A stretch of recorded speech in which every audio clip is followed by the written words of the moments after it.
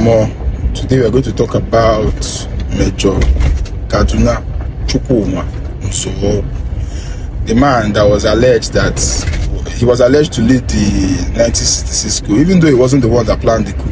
He even came in like a few days before, just a few days or a few weeks before the coup was even meant to be executed. The main person that actually planned that coup was Ifajuna. It was that coup was carried out January 15th, 1966. So like 2 days ago today will make it 58 years that coup was carried out. But I just want to speak about Nzeogwu, the man that made the coup popular. That guy was just something else, man. Agui hated him so much. Agui was always saying things like, I don't like you. You don't drink, you don't smoke, you don't womanize. You know? He was like the kind of will I say a boring soldier, will I say a disciplined soldier, always going to the hardest part of the battle to go and fight. But he was very brave. If he's for brave, yeah, leave him from Nzeogwu. The guy is strong, a staunch man. You get. So Nzeogwu, the so-called Nzeogwu that Agui hated was the same person that was accused that he carried out a coup in order to bring Agui in. You see life? Just because two of them ironically were from the same tribe. But I want you guys to know that coup of 1966 was not an Igbo coup.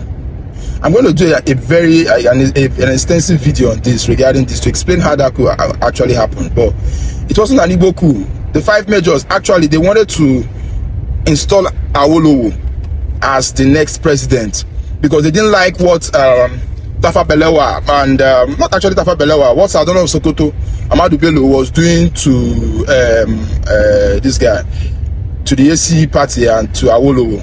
He installed Akintola because Akintola was pro-North and all that, while this guy was pro-West, you know. He installed him there in power and all that, you know. So these boys were angry. So the plan was to take over the government, kill all these top military men that was liaising with the politicians, and install Awolowo in as the new prime minister or president. But the coup was foiled, and since the majority of the guys that carried out the coup were Igbos, it was termed an Igbo coup. And also majority of the people that were killed were mostly non-Igbos, so you won't really blame them for saying it was an Igbo coup. But what they forget is that there was no major garrison in the southeast to take over. The garrisons that were needed to be taken over was the one to take control of the north, to remove the Sardauna, to control Lagos and Ibadan and Ikeja cantonment and all those places, right? Abeokuta, Ibadan, to take over those places. So and also the premier of the southeast, Michael Opara, he was arrested by thief boys because thief soldiers were actually the ones in the southeast, not Igbo soldiers. So he was arrested by those boys, but there was no order to either go ahead to kill him or to just give an order to surround his building, and that was what happened. Before Major Kafo and Major Ifajuna could go back to Enugu to give that order to, you know, take him away or eliminate him or arrest him or so, the coup was foiled. You know, the coup was foiled. Gowon landed with a helicopter there and told the soldiers to step back. There was an order given to the soldiers to step back, you know. So that was what made like the coup not be a success in the southeast, you know.